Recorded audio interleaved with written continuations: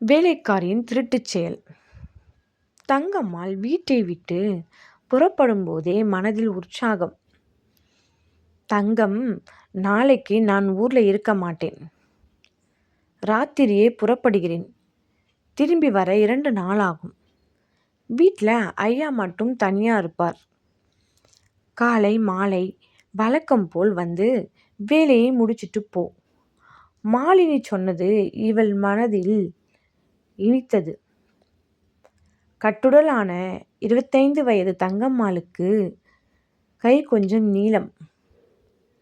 எந்த வீட்டில் வேலையில் சேர்ந்தாலும் சாமர்த்தியமாக ஏதாவது ஒரு பொருளை அடித்துக்கொண்டு வேலையை விட்டு நின்று விடுவாள். இது இவள் வழக்கம். மாலினி வீட்டின் வேலை காட்ட நினைக்கிறாள். முடியவில்லை. அதற்கான நேரம் காலம் வாய்க்கவில்லை. இன்று வாய்ப்பு. தங்கம்மாள் ஒன்றும் ஏமாளி அல்ல. இதுபோல சந்தர்ப்பங்களில் வீட்டிற்கு விருந்தாளியோ வேச்சாளியோ 3ஆம் மனிதர்கள் வந்தால்தான் பொருட்களில் கை வைப்பாள். காணுமே என்று தன்னை சந்தேகப்பட்டு கேட்டால், தெரியலம்மா, வந்தவங்க எடுத்திருக்கலாம் என்று பழியை சுலபமாக அவர்கள் மீது திருப்பி தப்பிப்பாள். அது மட்டுமல்ல, நான் உண்மையா உழைச்சேன். எப்போ என் மேலே சந்தேகப்பட்டு கேட்டீங்களோ அப்பவே உங்களுக்கு என் மேலே உள்ள நம்பிக்கை நாணயம் வீணாய் போச்சு. அடுத்து எது காணாம போனாலும் என் மேலத்தான் சந்தேகப்படுவீங்க, கேட்பீங்க. வேணாமா இந்த வீண் விவகாரம். திருடி பட்டம், வேலையை விட்டு நின்னிக்கிறேன் சொல்லி நின்று விடுவாள். இன்னைக்கு ஒரு புது மனுசால் வரானும் ஆண்டவனே வேண்டிக்கொண்டே நடந்தாள். இவள் வீட்டிற்குள் நுழைந்தபோது மாலினி கணவன் கோபால் கைலியில் கூடத்து சோபாவில் அமர்ந்து தினசரி படித்துக் கொண்டிருந்தான். தங்கம்மாள் அவனை தாண்டி அடுப்படிக்குள் நுழைந்தாள். கையில் வாளி தண்ணீர் விளக்குமாற்றுடன் வெளியில் வந்தாள்.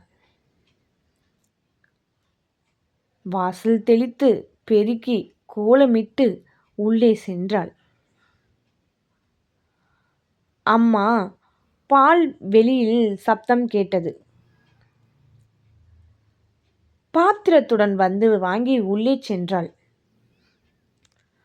5 நிமிடங்களில் கொதிக்கும் காப்பியுடன் கூடத்திற்கு வந்தாள். ஐயா காஃபி சொல்லி அவன் முன் வைத்துவிட்டு திரும்பி சென்றாள். கோபால் தினசரியை மடக்கி வைத்துவிட்டு காஃபியை எடுத்து குடித்தான். தங்கம்மாள் சமையல் கட்டில் பாத்திரங்களை உருட்டி வேலைகள் செய்தாள். கோபாலா எவர் குரலோ கேட்டது. அடுக்களையில் இருந்த தங்கம்மாள் காதில் தேன் பாய்ந்தது. வாங்க சித்தப்பா. கோபால் எழுந்து உள்ளே வந்தவரை வரவேற்றான். அடுத்த சில வினாடிகளில் தங்கம் இன்னொரு டம்ளர் காஃபி கோபால் குரல் கொடுத்தான்.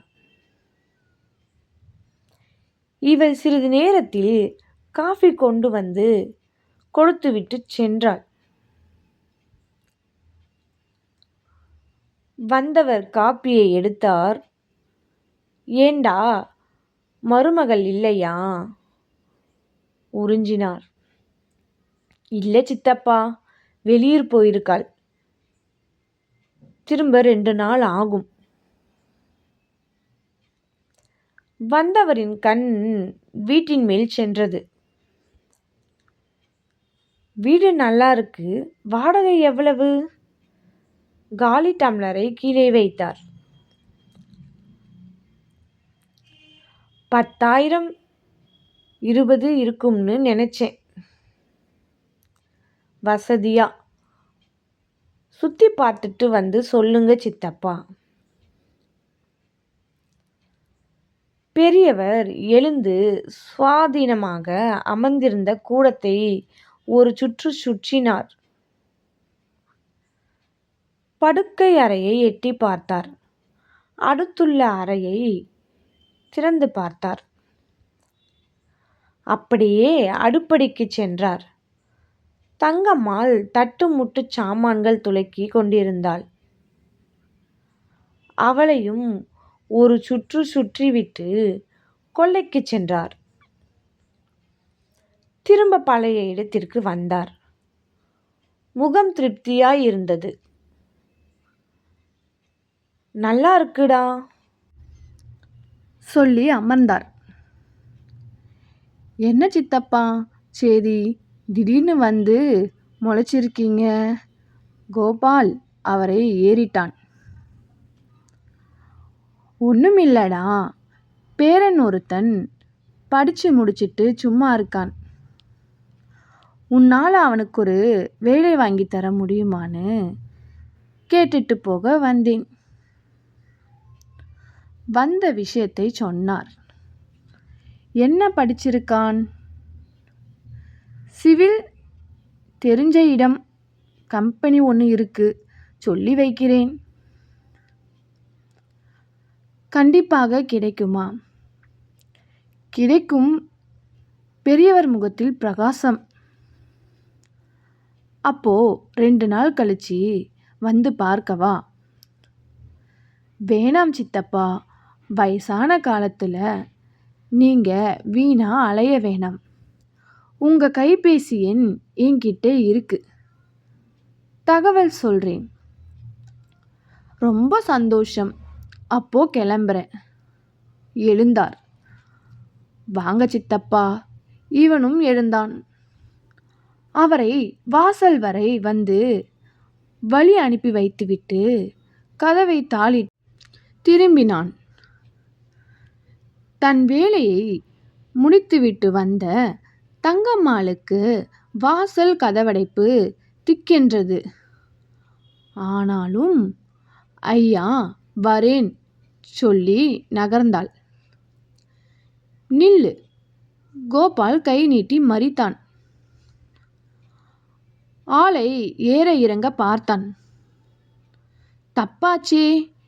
தங்கம்மாளுக்கு வியர்த்தது. படுக்கை அறைக்கு போ ஐயா அலறினாள். இதோ பார், நீ யார், எப்படிப்பட்டவள், எப்படி திருடுவே என்கிறதெல்லாம் எனக்கு நல்லா தெரியும். நீ அடிக்கடி இடம் மாறுவதால் எனக்குள்ளேயே ஏன்னு கேள்வி.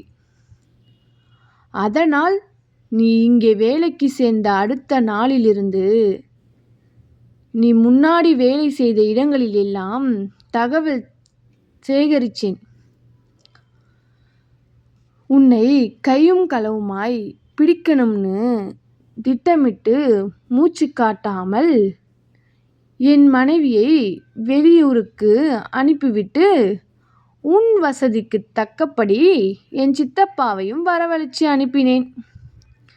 இது நான் விரிச்ச வலை, வேற யாருக்கும் தெரியாது, தெரியப்படுத்தவும் மாட்டேன். இப்போ நீயும் நானும் தனி. இப்போ எப்படி? என் வீட்டு பொருள் உன் மடியில் இருக்கும். உனக்கு சிறை திருட்டு பட்டம் வேணாம்னா என் ஆசைக்கு இணங்கணும். என்ன சொல்ற? கோபால் அவளை பார்த்தான். பார்வை அவள் கழுத்துக்கு கீழ் நிலைத்தது. தங்கம்மாவிற்கு நெஞ்சு அடைத்தது. வியர்க்க விறுவிறுக்க, ஐயா நான் அப்படிப்பட்ட ஆள் இல்லைங்க சொல்லி மெதுவாக தன் மடியிலிருந்து 1 அடி நீளமுள்ள வெள்ளி குத்து விளக்கை எடுத்து கீழே வைத்தாள். இதுக்கு என்ன அர்த்தம்? கோபால் ஏறிட்டான். இந்த பொருளும் கற்பும் ஒன்னாகி விடாதுங்கய்யா. என் திருட்டுக்கு தண்டனையா? அதை தவிர வேற என்ன தண்டனை வேணுமானாலும் கொடுங்க, ஏத்துக்கிறேன். இதுதான் கடைசி. இனி வேற எங்கேயும் திருட மாட்டேன், சத்தியம் சொல்லி அவன் காலில் விழுந்தாள். கோபால் முகத்தில் மலர்ச்சி. இந்த சத்தியம் உண்மையானா எடுத்த பொருளை எடுத்த இடத்துல வச்சிட்டு எப்போதும் போல வேலைக்கு வா. இதுதான் தண்டனை. அவ்வளவுதான். தங்கம்மாவிற்கு மரணத்திலிருந்து மீண்ட மலர்ச்சி. குத்து விளக்கை சாமி அறையில் வைத்துவிட்டு வரேங்கய்யா, நன்றி விசுவாசமாக சொல்லி எப்போதும் இல்லாத புது பெண்ணாக கதவு தாழ்பால் திறந்து வெளியேறினாள். நன்றி.